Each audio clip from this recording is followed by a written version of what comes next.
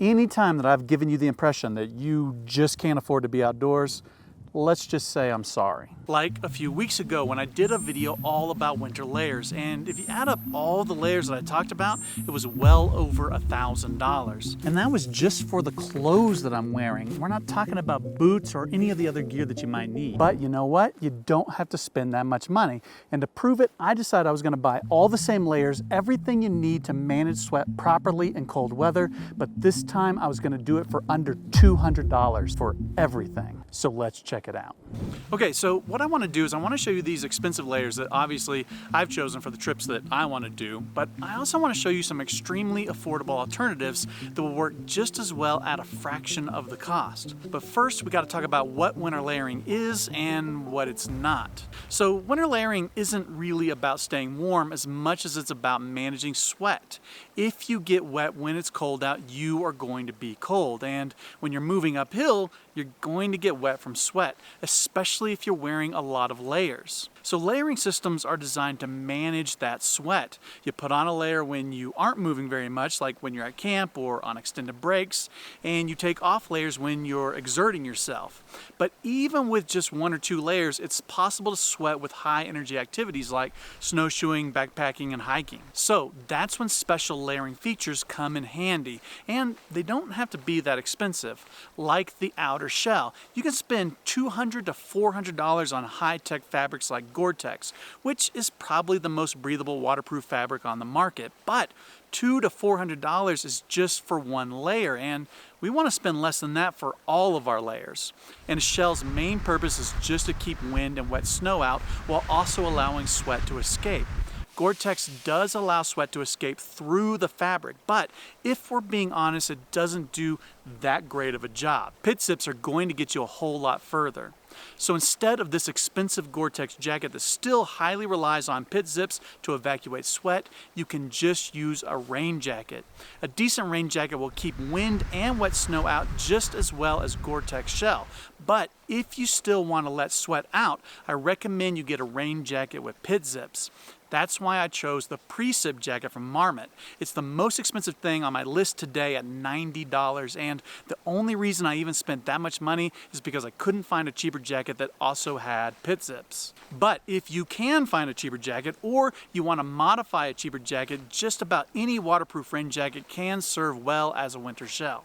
Between the shell and the base layer, we typically put insulating layers and mid layers. An insulating layer's only job is to keep you warm. They cannot evacuate sweat, so you typically don't wear them when you're moving a lot and sweating. And you don't have to either, because being active keeps you warm on its own.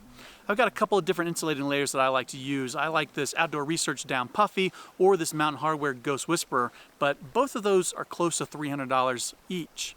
But I found this Amazon Essentials puffy jacket for just $35. Now, it's not down and it's not as warm as my Outdoor Research jacket, but it's not a bad jacket, especially at this price. You'll probably need some more for really cold temperatures, but any insulating layers that you already have will probably work just fine. Now, mid layers are a little bit different. They still provide some insulation, but they also need to have the ability to wick moisture, because a mid layer is what you will put on if you're still cold even though you're exerting yourself. We will talk more about moisture wicking here in a minute, but until then, just know that a polyester fleece is what you want. My Sky Goat micrograde fleece costs $120 on its own, but I also found this Amazon Essentials fleece mid layer that will work just as well and for only $15.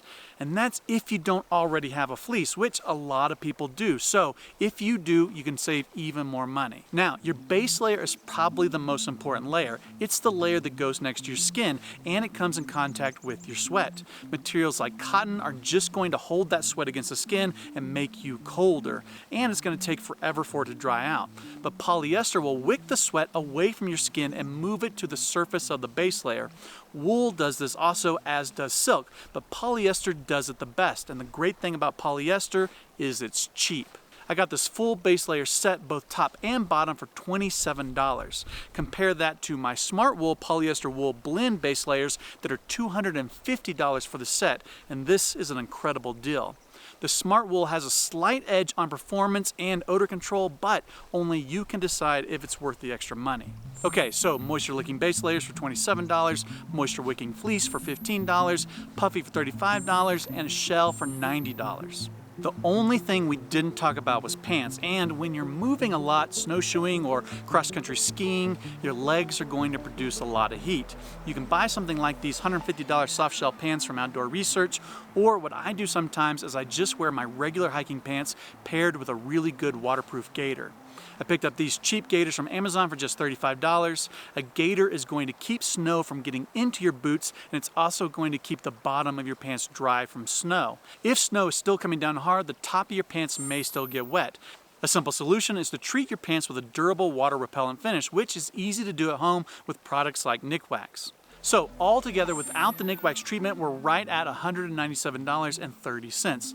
Nikwax DWR treatment and the wash will cost you another $21. Still pretty good for a full winter layering system. Don't forget that most people have a lot of these layers already at home, so use what you have and save even more money. For even more information on how winter layering is supposed to work, check out this video right here.